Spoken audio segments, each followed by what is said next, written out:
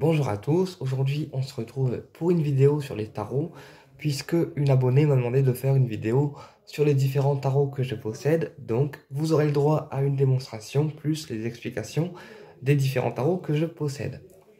Donc déjà, il faut savoir qu'il y a certains tarots qui vont être destinés plus pour la voyance, et les arts divinatoires, et certains tarots qui vont être destinés plus à la guidance.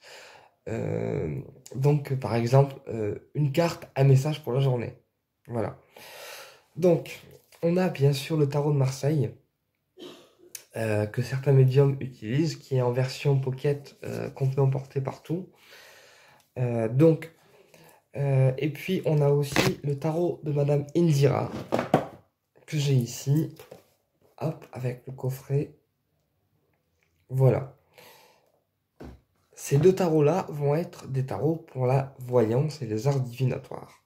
Donc, déjà, quand on a un jeu de cartes, première chose à faire, on purifie, on nettoie avec la sauge blanche ou un encens purificateur, d'accord? Et ensuite, on tape 2 fois sur le jeu pour enlever les énergies négatives.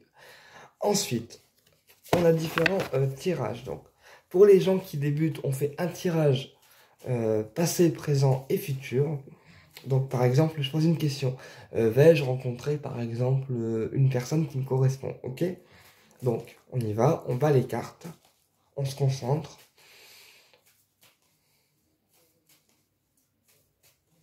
Vais-je rencontrer une personne qui me correspond? Vais-je rencontrer une personne qui me correspond?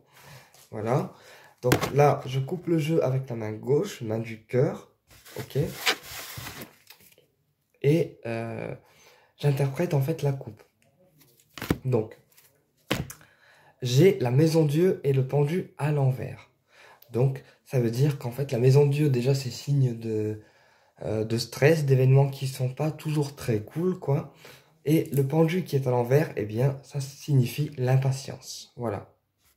Le pendu à l'endroit, c'est la patience. On attend, on est patient.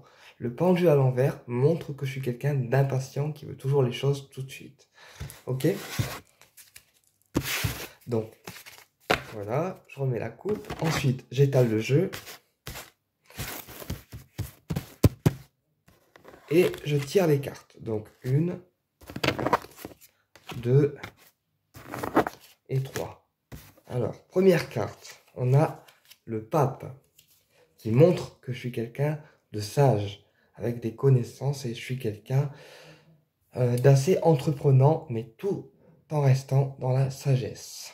Voilà, je montre. Ensuite, on a le monde, qui signifie dans le tirage que je suis quelqu'un donc qui attire le succès vers lui sans forcément aller le chercher. Ok? Donc, ce qui veut dire que ma rencontre sentimentale, elle sera placée sous le signe du succès. C'est la meilleure carte du jeu d'ailleurs, le monde, dans le tarot de Marseille.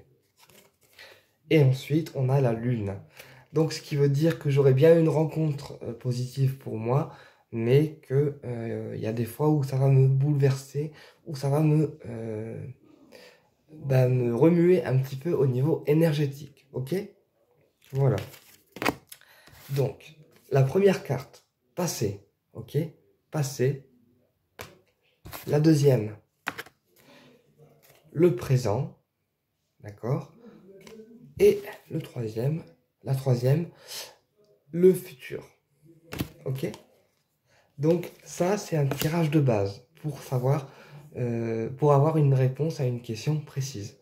3 cartes, passé, présent et futur. Ok? Donc voilà ce qu'on peut faire avec le tarot de Marseille. Ou alors, si on est expérimenté, on fait un tirage à 5 cartes pour avoir des précisions complémentaires. Ensuite, et puis, si jamais on veut avoir une information en plus du tirage qu'on a fait, naturellement, on recouvre. Ok? Ensuite, on a le tarot de Madame Indira que je vais vous montrer ici. Alors, je ne l'ai pas ouvert, hein, je le fais devant vous. Voilà.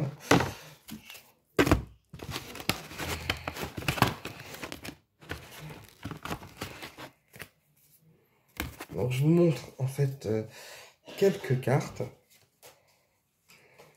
Alors, je vous montre quelques cartes, hein, pas tout non plus. Voilà, là on a la rupture par exemple, la séparation. Là ici on a une dame qui est fausse, qui est pas bonne. Là ici c'est un ami proche ou quelqu'un de proche de vous ou ami de la famille. Voilà, donc le tarot de Madame Indira, sans rentrer dans les détails, il est comme le tarot de Marseille, sauf qu'il est un peu plus facile à appréhender. Et puis, il pourra aussi vous aider dans les prédictions que vous ferez. Et puis, en plus, je trouve qu'il répond assez rapidement. Donc, ce qui fait que pour les gens qui tirent le tarot de Madame Indira, eh bien, vous aurez rapidement du résultat par rapport à vos prédictions que vous ferez. Voilà. Donc, pareil, hein, pour le tarot de Madame Indira, on fait un tirage soit en 3 cartes pour les gens qui débutent, soit en 5 cartes pour les gens qui sont expérimentés, ou alors en 4 cartes, on peut aussi tirer les cartes pour voir en fait le comportement qu'on a face à la situation, ce qui va aider ou contrarier la situation, en haut ce qui domine, et puis en bas ce qui va se passer. Voilà, donc c'est un tirage en croix, mais en 4 cartes. Ok. Donc voilà, je le range. J'essaye de faire vite pour pas que ça soit trop long et puis que ça soit compréhensible pour vous. Ensuite, j'ai le tarot des archanges. Voilà, je le montre à l'endroit, ça serait peut-être mieux. Voilà, le tarot des archanges. Alors, le tarot des archanges, on l'utilise principalement pour avoir un message en guidance, c'est-à-dire si on se sent mal par rapport à une situation, si on est démoralisé, si on n'est pas forcément dans des énergies très cool, très négatives et tout, on peut demander un message pour se rassurer. Et puis souvent les archanges répondent de façon juste. D'ailleurs, j'utilise ce tarot parfois quand je suis en formation des rayons sacrés, quand je fais la formation des archanges et de leurs rayons. Et en fait, souvent, ce que je fais, c'est que je vous montre. Alors, je vous montre. C'est que... Donc, je purifie le jeu en tapant une fois et 2 fois pour enlever les énergies négatives. Et ensuite, je demande un message. Donc, s'il vous plaît, là-haut, une carte et un message pour moi pour aujourd'hui. S'il vous plaît, dans l'instant T. Une carte, un message, s'il vous plaît, là-haut pour aujourd'hui. Pour moi, dans l'instant T. Donc pareil, et une fois qu'on a battu les cartes, on prend la première carte du dessus du jeu, donc la première carte. Et là, moi, j'ai le 10 de Raphaël qui me dit 2 cœurs qui se ressemblent pour créer quelque chose de merveilleux. Âme sœur, n'abandonnez pas ce que vous aimez. En gros, ça veut dire que je suis à la recherche de la réunion avec mon âme sœur et que du coup, il ne faut pas que j'abandonne ni que je lâche l'affaire parce que les efforts vont finir par payer. Et en plus, surtout avec l'archange Raphaël, qui est un archange de guérison et donc qui est relié à l'abondance, au rayon vert et aux choses positives. Ok? Donc souvent, quand c'est comme ça, avec le tarot des archanges, on fait une carte pour la journée avec un message. Donc on demande aux archanges, s'il vous plaît les archanges, une carte pour un message pour cette journée, dans l'instant T, s'il vous plaît, là-haut. Ok? Et une fois qu'on va les cartes, pareil, on pose et on prend la première carte et on lit ce qu'il y a décrit dessus. Voilà. C'est comme ça que fonctionne le tarot des archanges. Et puis on a aussi en tarot de guidance le tarot des fées. Le tarot des fées qui, pareil, est comme le tarot des archanges, c'est un tarot voilà, avec des cartes messages qu'on peut prendre en guidance pour se rassurer, pour s'apaiser par rapport aux situations qu'on vit. Et donc, il y a toujours une carte avec une image et puis un petit message qui est délivré derrière, au-dessus. Donc, pour avoir des informations complémentaires par rapport au message que vous avez reçu, naturellement, il y a un livret qui est ici. Voilà, je le montre.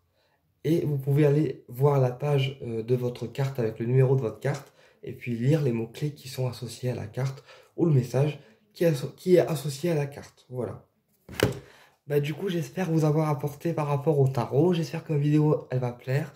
Et puis, si vous avez des questions ou des suggestions de vidéos à me faire, n'hésitez pas non plus à me les donner. Je suis aussi là pour vous et donc pour vous répondre à vos interrogations.